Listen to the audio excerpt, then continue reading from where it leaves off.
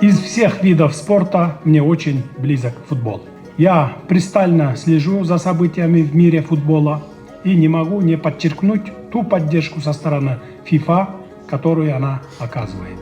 Кыргызский футбольный союз сегодня имеет конкретные планы по дальнейшей популяризации и развитию футбола в нашей стране, и мы надеемся на дальнейшее плодотворное сотрудничество с ФИФА в этом направлении. I didn't hear. Hello, Kyrgyzstan.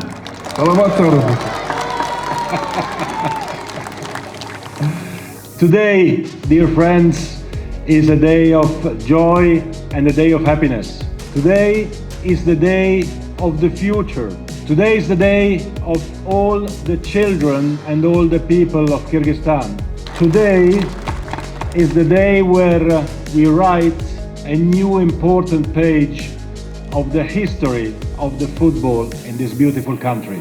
And Kyrgyzstan is a country which has many young, talented and proud people.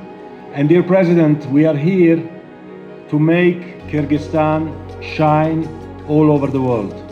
So today we are here for the grand opening ceremony of this beautiful new headquarters of the Kyrgyz Football Union.